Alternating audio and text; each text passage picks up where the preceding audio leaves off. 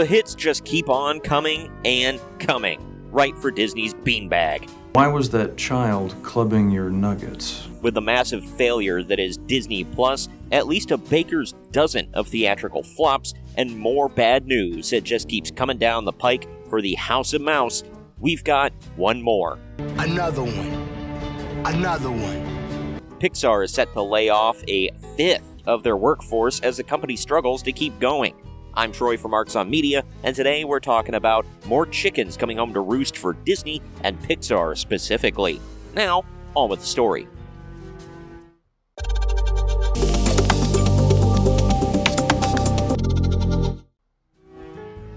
The links to the articles I'm covering can be found in the video description. Pixar reportedly facing layoffs in 2024 as Disney Plus struggles to become profitable. Sources say the layoffs could be as high as 20%, although Pixar itself says that they will be lower. This comes to you from IGN.com, who reports, following 75 people being let go in June 2023, Pixar is reportedly facing even more layoffs in 2024 as Disney Plus continues to make financial progress but still struggles to become profitable. According to a new report in TechCrunch, sources at Pixar claim the layoffs will be significant and as high as 20%. This will seemingly bring Pixar's team from around 1,300 to around 1,000. That's a lot of freaking people. A cut as deep as 20% means Disney is really hurting right now, and they're trying to stop the bleeding at their gaping wound with Pixar. Nobody makes me bleed my own blood. Nobody! When your team is only 1,300 people for that entire studio, and you're cutting 300 of those people loose, the other 1,000 workers are for sure going to feel it. I've been on teams close to that size, and just losing 10 people was hurtful. I can't imagine this. But you know Disney, crack them whips, triple them hours, get back to work. Get back to work! In response, Pixar told TechCrunch those estimates are too high and that the amount of employees that will be impacted by these layoffs is still up in the air. Sure, Jan.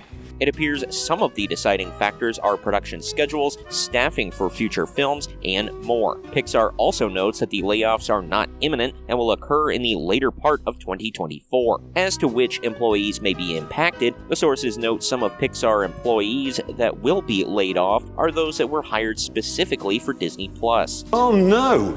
Anyway, last week...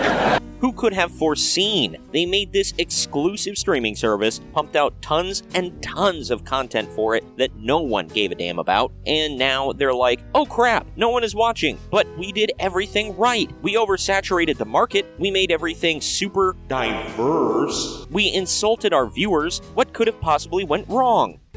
Not a great plan. Disney Plus, as we previously mentioned, is still struggling to become profitable, although it is closer than ever before, as Disney said it expects to achieve profitability in fiscal 2024.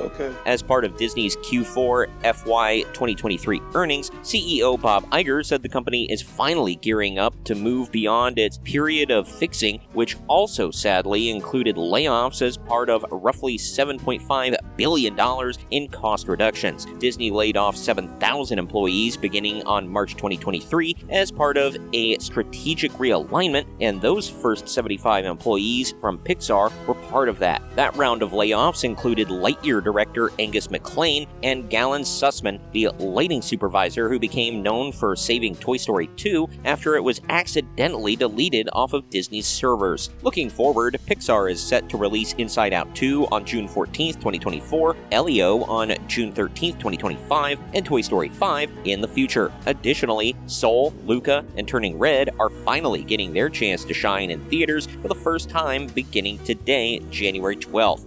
It's a bold strategy, Cotton. Let's see if it pays off for him. Yeah, speaking of that, I don't want to go on a big tangent about that with the next article, but just take a look at what Bounding Into Comics has to say about Pixar trying to make a little bit of money. Disney's limited release of Soul fails to make music as Lone Weekend Run pulls in just $318 per theater. Jesus Christ. in no doubt crushing the hopes of every company executive who thought the move would earn them a much-needed easy win at the box office. Disney's limited theatrical release of Pixar's Soul has ended its Soul weekend on the big screen with a total box office just shy of $450,000. Per box office tracking outlet The Numbers, in its opening January 12th through January 14th weekend, the 2020 Pixar film managed to pull in a measly $429,000 across 1,350 domestic theaters. Hold up. Wait a minute. Something ain't right. What else is there to say, man? Disney stabbed themselves. Then, when they were bleeding out, they stabbed themselves again. Then again, and again. Now, they're like, why are we dying? We stabbed ourselves like the political left told us to do, and when that didn't work, we just did it again. But the people telling Disney to stab themselves weren't financially supporting them and weren't a big enough of a group to actually matter financially. Case in point. Lightyear was made into a political football, so parents and millennials that grew up with Buzz Lightyear opted not to watch it. Soul was fine, but just fine. Nothing mind-blowing or earth-shattering. Strange World was a huge bomb because it both looked like crap and focused on subject matters that, again, parents and millennials that usually support Disney don't care about or want to see. Elemental did well on Disney+, but what's that saying? Disney made it diverse and indiscreetly inserted some things that parents and millennials that usually support Disney don't want to see and don't care about. Have I made my point yet? You get nothing. You lose. Good day, sir. Normally, I don't cheer that people are losing their jobs. However, when you've been openly antagonistic towards your fan base, pushing modern messaging that people are tired of seeing pushed in their films, and just, I don't know, not concentrating on quality over quantity, I don't mind having myself a little I told you so moment. See, as you can see, the more you fuck around, the more you're going to find out. If only there was a saying that perfectly summed all this up. Comment down below with your thoughts on Pixar and their possible massive layoffs. What was the last Pixar movie that you watched and actually enjoyed? If you're a parent, do your kids enjoy Pixar's current product? Am I being a little harsh on Pixar over all this? Let me know down in the comment section. Also, please share this video around to everyone you know, and don't forget to like the video, subscribe to the channel, and click that little bell to be notified every time we post brand new content. I've been Troy for Marks on Media, and we'll see you next time.